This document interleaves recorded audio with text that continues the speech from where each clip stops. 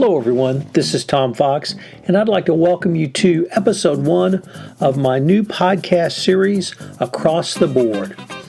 In this podcast series, I will take a look at board of director issues. I will take a look at issues from the board of directors' perspective. I will take a look at issues from those who report to the board, senior executives and others. It will be a wide-ranging podcast, which I hope will bring you, the listener, more information about what a board needs and what a board expects.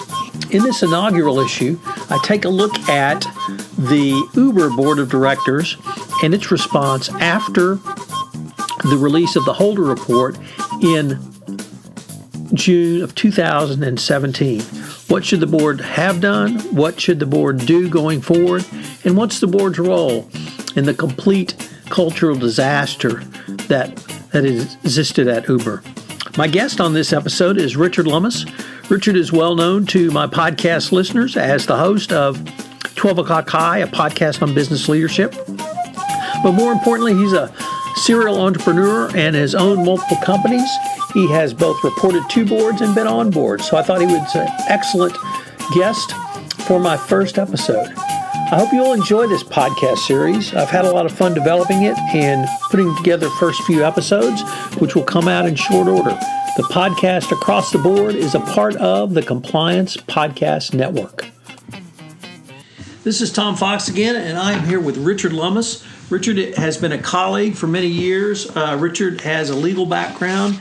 He then went into the business world. He is what I would call a serial entrepreneur. He has been involved with as a founder, as a senior executive, as a board of director of multiple companies. He's a person who I look to for a lot of guidance in these areas. And we wanted to take a look at the Eric Holder report on Uber from the board perspective, because I found some really fascinating points, and I wanted to get Richard's take based upon his experience in lots of different industries, and I do mean different industries. He's not been in the transportation industry, as I recall, but lots of other industries where he's had to struggle with some of these questions, both as a senior executive and board member.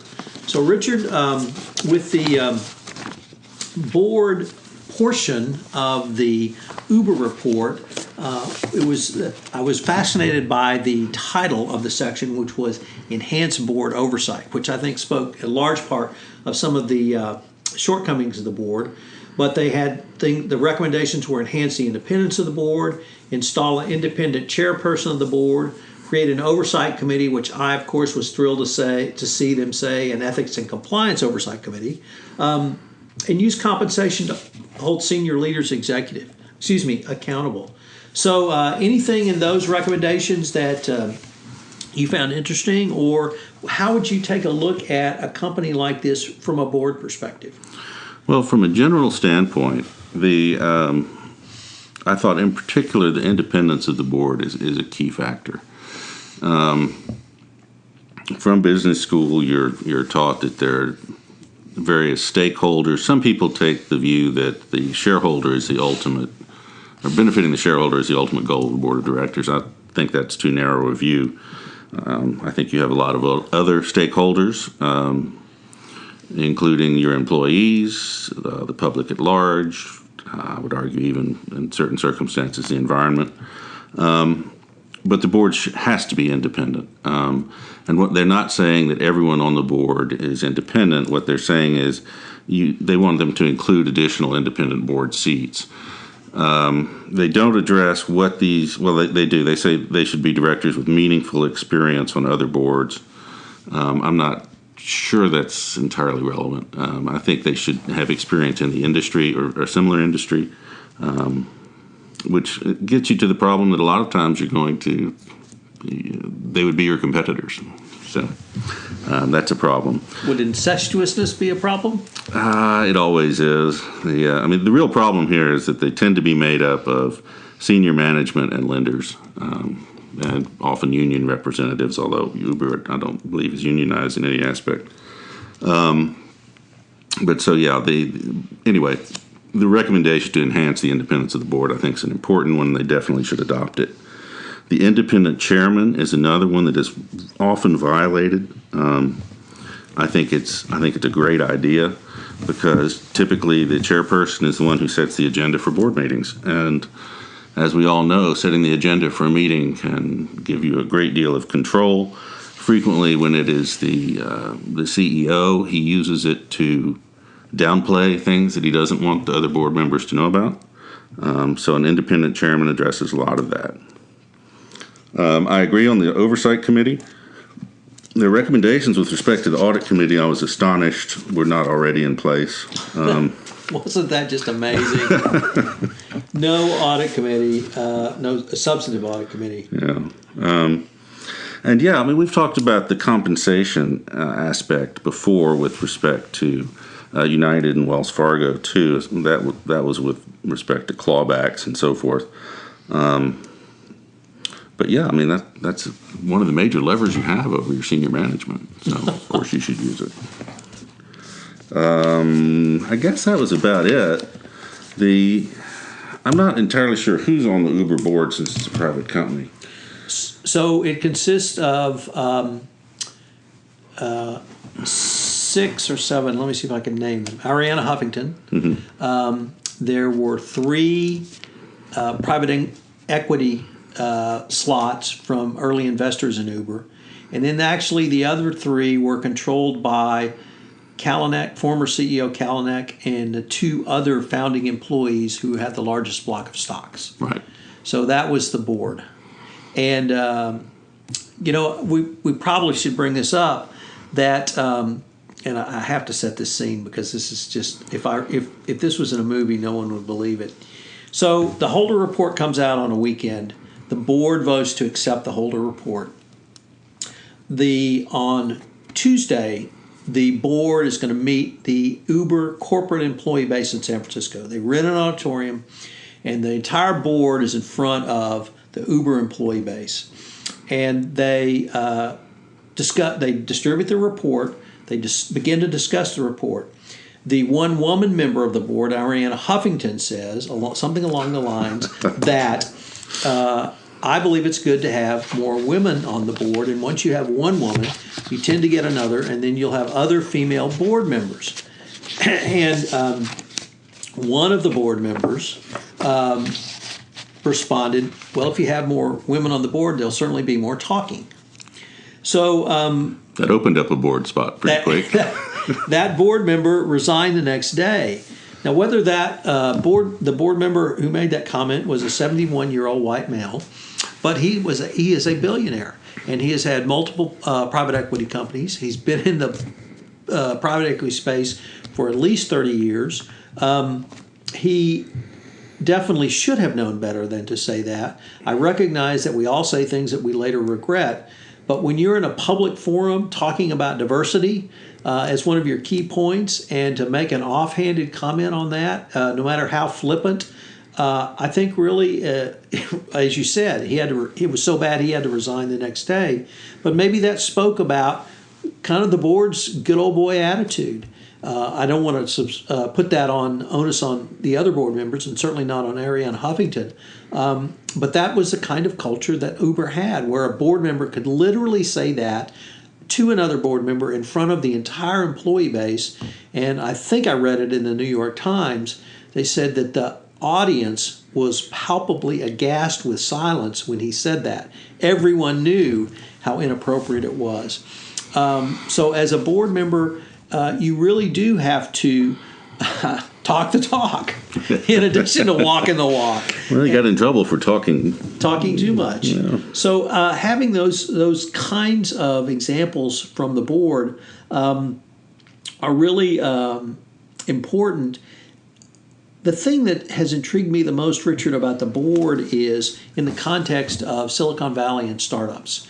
When you have a board that is essentially lenders or investors, that they're all insiders. It's not a public company, so there's no obligation to either the U.S. public, a greater public, even the shareholders. Their only obligation, I think, is to the investors at that point, I think. But they still have to exercise a reasonable business judgment, and they still have to exercise some modicum of corporate governance.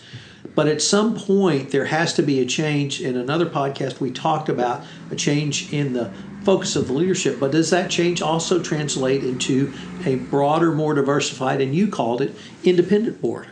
I think absolutely. And we've talked about the problems that entrepreneurs have making the transition from a startup culture to a more sustainable, for lack of a better word, bureaucratic culture, but with these controls and so forth in place.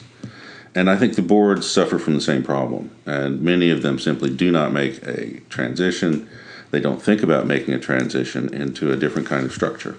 And I think that's probably what we have here, is that they're used to, this is a huge success from their venture capital standpoint. It's a much larger company than is usually stayed private. At this point, it's usually been kicked out in an IPO. But so maybe that's part of the problem. This company outgrew its board as well as its leaders. That's a great point, and I really hadn't thought about that in the context of the board, but did the company outgrow the board as well? And I think I would characterize part of the Holder recommendations as a response to that is yes, the company did outgrow the board. And your concept or thoughts around independent board members, I think, is an important issue to explore, because in a startup, you do have a different culture and you do have a drive to create something.